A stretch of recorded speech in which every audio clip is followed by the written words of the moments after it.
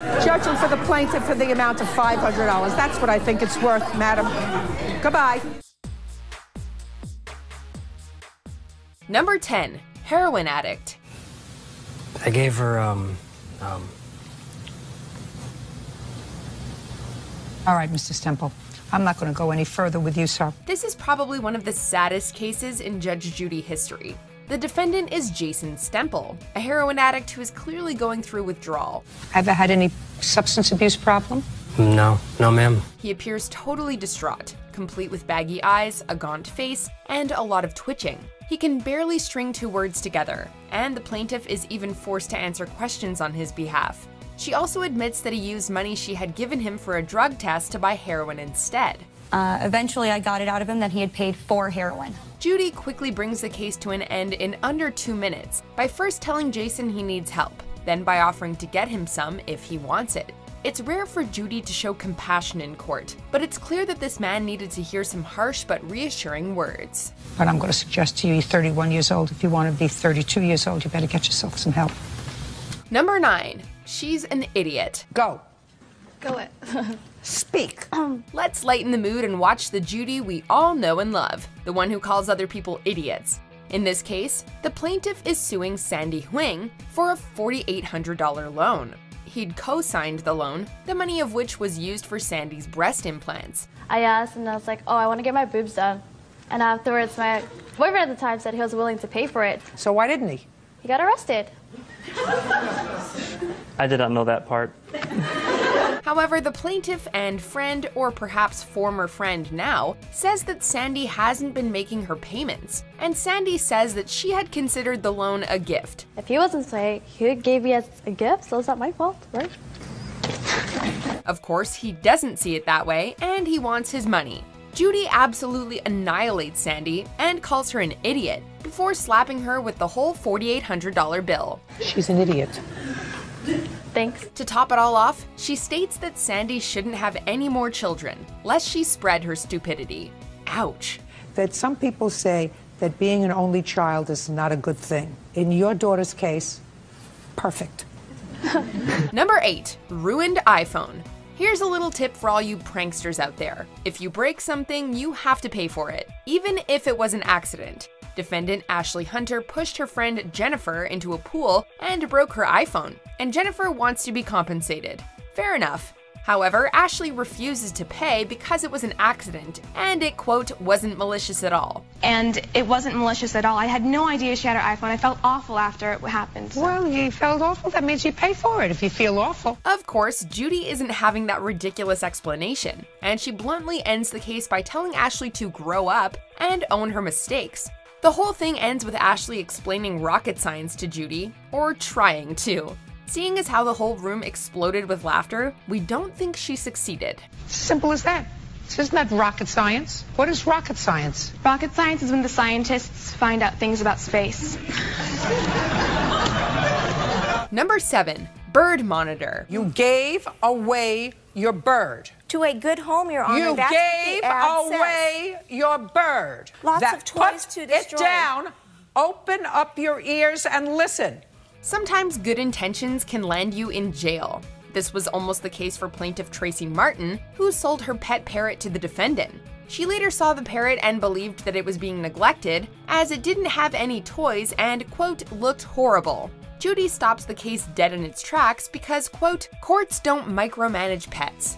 She also states that once a transaction is made, the seller has no further responsibility or say over the pet's well-being. She doesn't want anything to do with you anymore. You gave her your bird. Exactly. Shh. This is true for private affairs, and it's also true for pet adoption centers.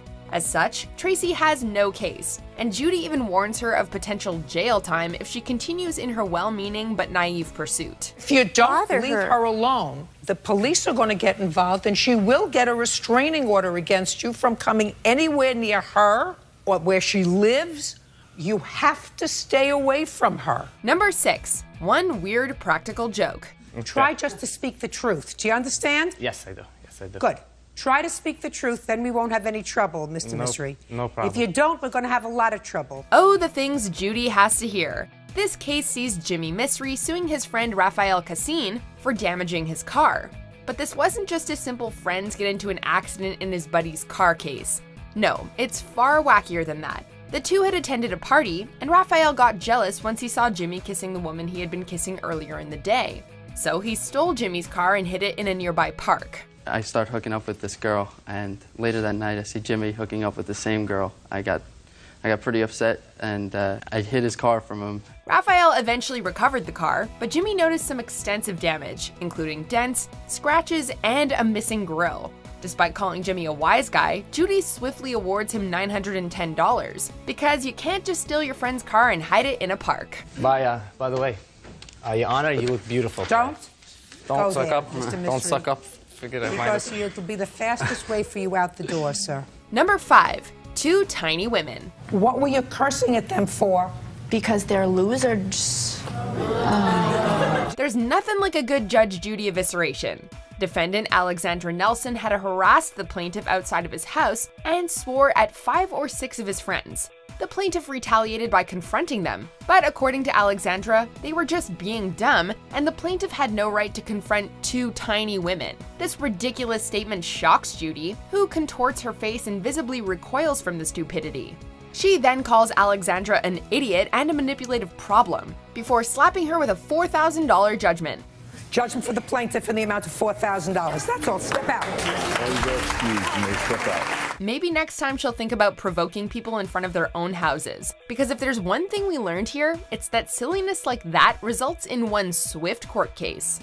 Number 4. Can I interest you in some venison? This is one of the funniest cases in Judge Judy history. It sees Eve Dettenheim suing her own sister, Carol, over damages to her car. Carol had taken the car and hit a deer, causing $1,300 in damages. I just didn't think. You didn't think? Who do you rely on to do your thinking? I just use it all the time, and she wasn't home, so I went over there to get the key and went, and the deer just jumped out in front of me. It sounds like a typical Judge Judy case, until you consider the finer details, like the fact that Carol took the carcass home, made venison stew, and offered some to her sister. What'd you do with it? Ate it. Is that true? Yes, ma'am, and she even offered me some, but I'm not having rigor mortis stew. Or the wacky sitcom-esque declarations, like Carol defensively stating that the venison did not have rigor mortis. Or the audience desperately trying to contain their laughter. It was like watching a Judge Judy parody on SNL.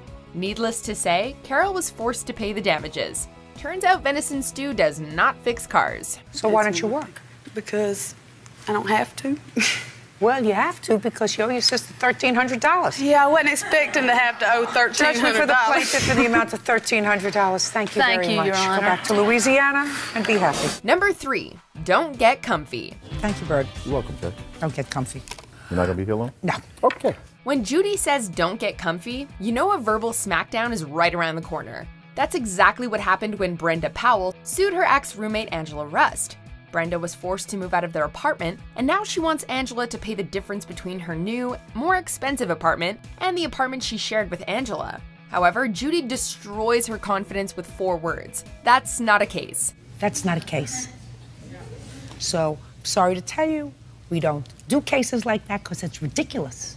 She goes over a few of Brenda's options before dismissing the case with a simple goodbye. This whole thing is over in 2 minutes, and it leaves Brenda in tears. We can't say we blame her. We'd cry too if Judy eviscerated us like that. That doesn't happen. Goodbye. Parties are excused. You may step out. Number 2. She broke my toilet. Now, what is small claims court for if you can't sue your friend over a broken toilet? Lisa Reed believes that her large friend, Barbara Roth, is responsible for her toilet because it cracked after Barbara sat on it. This whole ordeal is probably the most embarrassing thing that Barbara has ever gone through, and we feel terrible for her. And so does Judy. All I want to know is, did you fall on it? Did you kick it? Heck no. Did you hit it with a hammer? Did No. Did you hit it with a wrench? No, Your Honor, no. It broke. She quickly explains that the toilet broke while Barbara was using it. In other words, that Barbara did not intentionally break the toilet, before calling the case stupid and throwing it out. The audience claps and guffaws, and everyone goes home happy. Everyone except Lisa. Toilets break. I had one just break in my apartment last week. cost me $650 to put in a new toilet. You think I went around to try to find the last person who sat on it? Be stupid. Grow up. That's all. Before we unveil our most jaw-droppingly stupid #1 pick, let's take a look at some honorable, or would it be dishonorable, mentions. Who do you live with? My witness.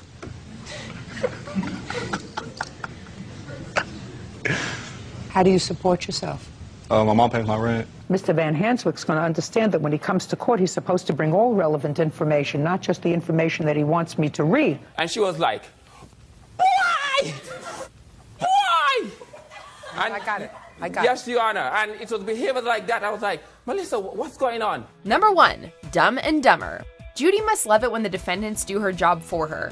In what is perhaps the most famous case in Judge Judy history, a man incriminates himself in a matter of seconds by indirectly admitting that he stole a woman's purse. The plaintiff, Ginny Paradesa, lists some of the items that were stolen in the purse snatching, including her wallet, a calculator, and an earpiece. Or was there an earpiece? Not according to the defendant, who brilliantly states, "There was no earpiece in there, ma'am." I had to replace all my IDs. I had gift cards in there, my earpiece, and a calculator. There was no earpiece in there, ma'am. Everyone laughs in disbelief. Judy calls them dumb and dumber, and the plaintiff is awarded $500 for her troubles. Now, if only all court cases could be that simple. Judging for the plaintiff for the amount of $500. That's what I think it's worth, madam. Goodbye. Did you enjoy this video? Check out these other clips from WatchMojo, and be sure to subscribe and ring the bell to be notified about our latest videos.